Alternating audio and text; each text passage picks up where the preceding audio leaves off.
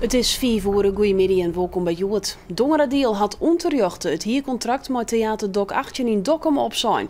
En dat kostte de gemeente nou 10.000 euro's.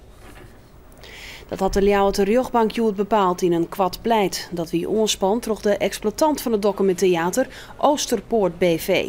Vanwege de minnegeerwerking tussen de gemeente en de exploitant zei de gemeente het contract op.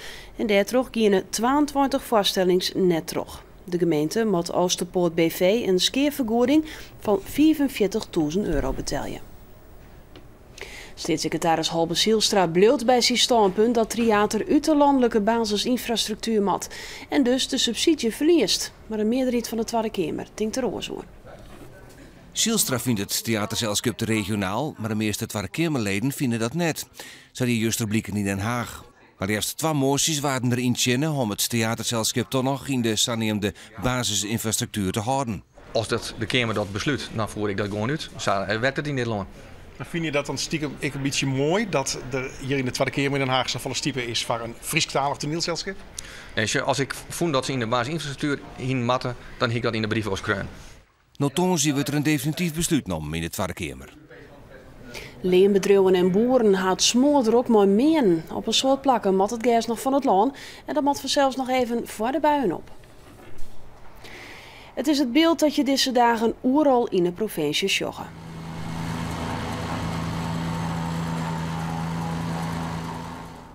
Boeren en vooral leenbedrijven hadden smoor druk en dat betekent lange dagen.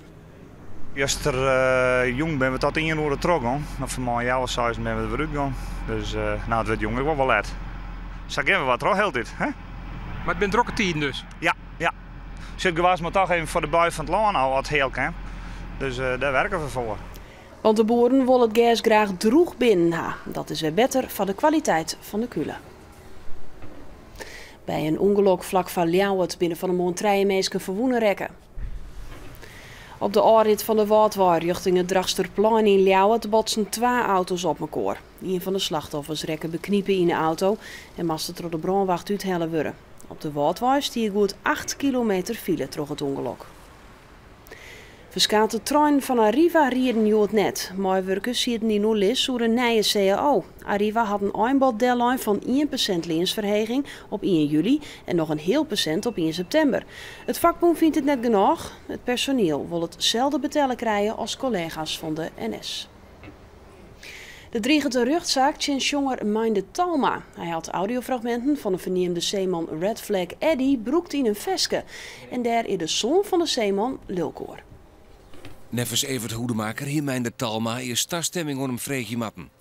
Ik heb mijn vader de belofte gegeven om heel zuinig en heel naar zijn overtuiging en zijn bedoelingen te handelen. En hier wordt zomaar als een olifant door de porseleinkast doorheen gewandeld. De jongen brengt het in dat hij de jochten van de VPRO kriegen het. Die hebben het materiaal van Red Flag Eddie broekt in een radioprogramma. Op Minde Talma zien cd's met de audiofragmenten van de zeeman net voor morgen de schappen helpt, stapt Hoedemaker naar de jochter. En dan nog de waarsverwachting. Jong en vannacht kans op zwiere tongerbuien, maar hagel en zwiere wienstitten. En troch de zwiere buien kinder wetteroerlijst voorkomen.